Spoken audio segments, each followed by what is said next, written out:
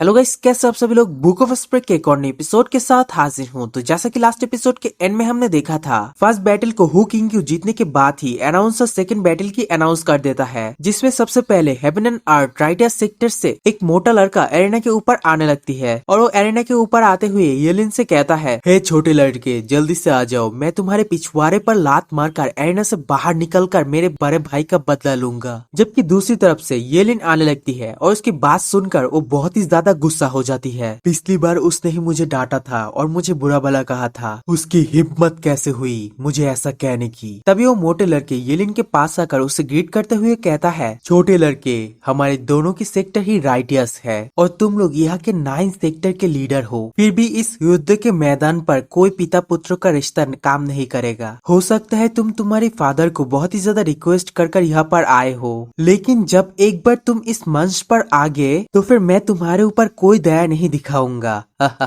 लेकिन दूसरी तरफ येलिन उसकी बात कहा ही सुन रहा था, वो तो जूफेन की तरफ देख रहा था और इस चीज को देखकर वो मोटा लड़का बहुत ही ज्यादा गुस्सा हो जाती है। वो बहुत ही ज्यादा गुस्से से उसके ऊपर हमला करते हुए कहता है, बकवास, सिर्फ इसलिए कि तुम अल्टीमेट क्लैरिटी सेक्टर से हो, इतना ज्यादा घमंडी मत बनो। इस फाइट के अंदर कोई भी तुम्हें एक भी चाल चलने नहीं देगा, मैं तुम्हें तुम्हारी उसी जगह पर फ्रीज कर दूंगा। और इतना कहते ही वो जमीन के ऊपर हाथ रखकर माउंटेन क्रैश नाम के एक सोल फॉर्मेशन क्रिएट कर देती है, जो कि उस पूरी जगह के ग्रेविटी और हवा को कंट्रोल करता है। और इसी के साथ ही हमें दिखाया जाता है येलिन के ऊपर ग्रेविटी का एक बहुत ही बड़ा प्रेशर पड़ने लगती है और उस फॉर्मेशन की वजह से उस पूरी एरिना में एक माउंटेन क्रिएट हो जाती है। और इस चीज को यानमो देखते हुए कहता है, येलिन के अजीब गति को नियंत्रित करने के लिए इस भारी दबाव का इस्तेमाल करने से उसे अहंकारी होने का अवसर मिल जाता है। लेकिन क्या येलिन के पास सिर्फ इतना ही है? लड़के के स्पीड थोड़ा अजीब है। जबकि दूसरी ओर हु किंग्यू इस चीज को देखते हुए कहता है, मेरे छोटे भाई के सामने अपनी सोल पावर को रिलीज करना, ये तो बिल्कुल मरने के जैसा ही है, ये तो पूरी तरह से मृत्यु को आमंत्रित कर रहा है। जबकि राइटियस सेक्टर के वो मोटे लड़के हंसते हुए कहता है, तुम अब तुम्हारे पैर को नहीं हिला सकते हो, चाहे तुम पहले कितने भी ज्यादा तेज थे। जब तुम मुझसे मिले, ये सोचना तुम अपने दुश्मन से मिल ली। अगर तुम जानते हो तुम्हारे लिए सबसे ज्यादा बेहतर क्या होगा, तो मेरे सामने घुटने टेको और दया की भीख मांगो, शायद मैं तब तुम्हारे जान को बख्श दूं। और ये बात सुनने के बाद येलिन कहता है, क्या इस बंदे की इतनी ज्यादा हिम्मत, वो अभी भी मुझे डांटने की हिम्मत कर रहा है। इसी के साथ ही जूफेन की ब्लू फायर की तरह एक गोल्डन फायर को अपनी उंगलियों में थोड़ा सा रिलीज करता है और उसे चुटकियां बजाकर सामने की तरफ फेंक देता है, जैसे मानो एक टूटता हुआ तारा हो।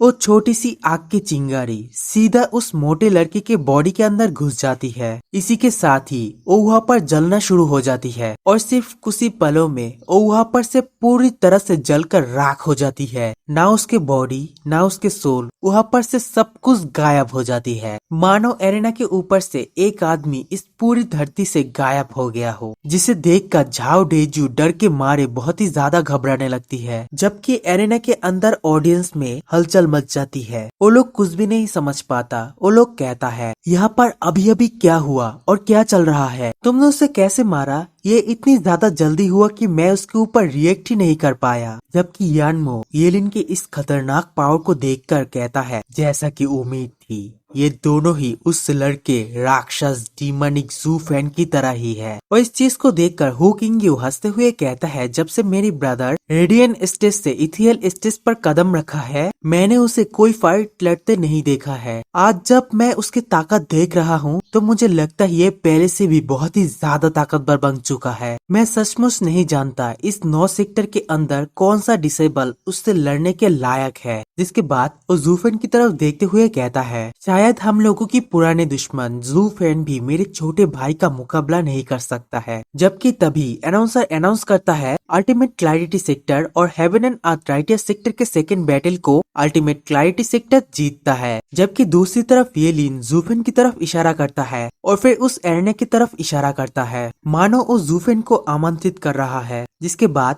वो जूफेन को पॉइंट आउट करते हुए कहता है, मैं तो यहाँ पर हूँ और तुम्हारा इंतजार कर रहा हूँ। तुम कब आओगे। और जब ऑडियंस देखता है वो किसकी तरफ इशारा कर रहा है तो सभी लोग ही कोर्टजेट के अंदर जूफेन को नोटिस कर पाता है और जूफेन को देखते हुए कहता है ये तो वही मॉन्स्टर है जिसके पास हेवनली ड्रैगन सोल है। और इसी के साथ ही सभी ऑडियंस झूम उठता है और बहुत ही ज्यादा शोर करते हुए कहता है दो राक्षसों के बीच युद्ध की घोषणा। ये तो बहुत ही ज्यादा दिलचस्प होने जा रहा है। शायद वो लोग भविष्य के डबल ड्रैगन गैदरिंग के ट्विन ड्रैगन सुप्रीम्स हो। जबकि दूसरी ओर व्हाइट बीट सुप्रीम इस चीज को देखकर बहुत ही ज्यादा खुश हो जाती है। वो ब्लैक बीट सुप्रीम से कहता है हीरेन जूफेन एक डिमोनिक कल्टीवेटर है और वो डिमोनिक पद पर है इसीलिए वो आपका है। जबकि येलिन एक राइटियस पद के कल्टीवेटर है इसीलिए उसे मुझे सिखाने दो। जिसके बाद हम लोग उन्हें हर साल एक दूसरे के साथ मुकाबला कराएंगे। इससे हमें भी पता चल जाएगा हम दोनों में से कौन ज्यादा अच्छा मास्टर है और हमारे अंदर कौन सबसे ज्यादा अच्छा सिखा सकता है। जबकि ब्लैक बीट सुप्रीम कहता है तुम बूढ़े कहीं के क्या तुम इस उम्र में भी ये सब कुछ करना चाहते हो। जिसके बाद वो थोड़ा सा सोचते हुए कहता है लेकिन अगर ऐसा हुआ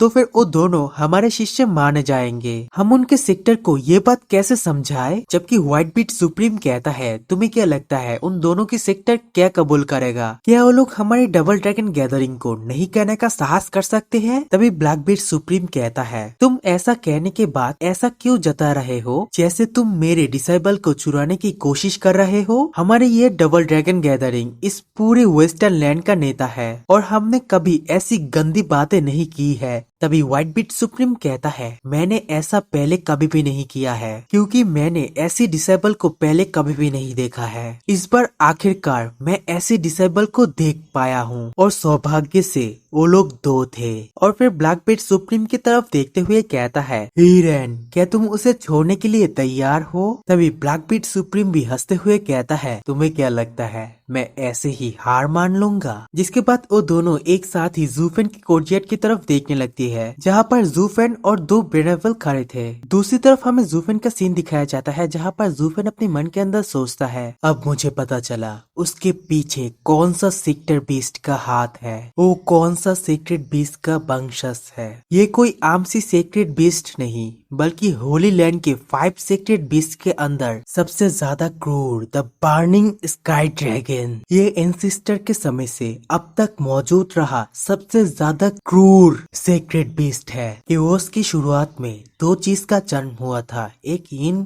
और एक यान और सबसे ज्यादा पावरफुल फ्लेम भी इस दो कैटेगरी के अंदर ही आता है। अगर मैं मेरी ब्लू फायर की बात करूँ तो ये इनकी आग है जो कि कल्टीवेशन में बहुत ही ज्यादा अच्छी तरह से इस्तेमाल किया जा सकता है। लेकिन आसमान को जलाने वाली ये गोल्डन फायर ये निश्चित रूप से यान की फायर है और ये दोनों ही अलग अलग काम के लिए इस्तेमाल किया जा सकता है। अगर खुद की सोल को परिष्कार करना और अपनी आप को रेडियन स्टेज से इथियल स्टेज पर ब्रेक थ्रू करने की बात आती है तो मेरे ब्लू फायर यहाँ पर सबसे ज्यादा अच्छी तरह से इस्तेमाल होगा। लेकिन जब हेवन एंड अर्थ को नष्ट करने की बात आती है तो ये हू फ्लेम सबसे ज्यादा ताकतवर है क्योंकि इसे केओस का डिस्ट्रक्शन फ्लेम भी कहा जा सकता है। लेकिन सौभाग्य से मेरी पर्पल थंडर की मदद से मैं अभी भी इस गोल्डन फ्लेम के खिलाफ लड़ सकता हूँ। लेकिन मेरी बॉडी के अंदर बन रही ये पर्पल लाइटनिंग इसका लेवल उतना भी ज्यादा हाई पर नहीं है और मुझे लगता है अगर मैं वास्तव में इस चीज का इस्तेमाल येलिन के ऊपर करता हूँ तो मुझे नहीं लगता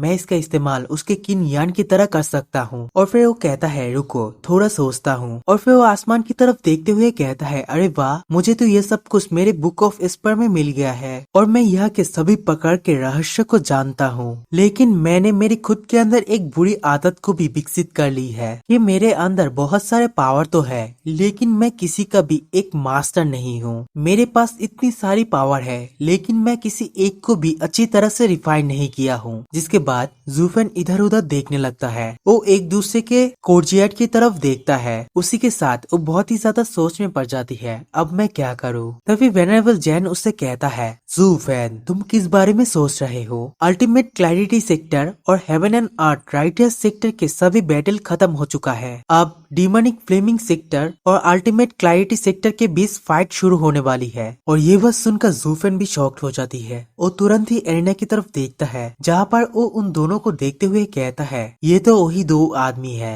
जिन दो लोगों की फाइट तो मैं कब से देखना चाहता था। Flame demon versus who king you.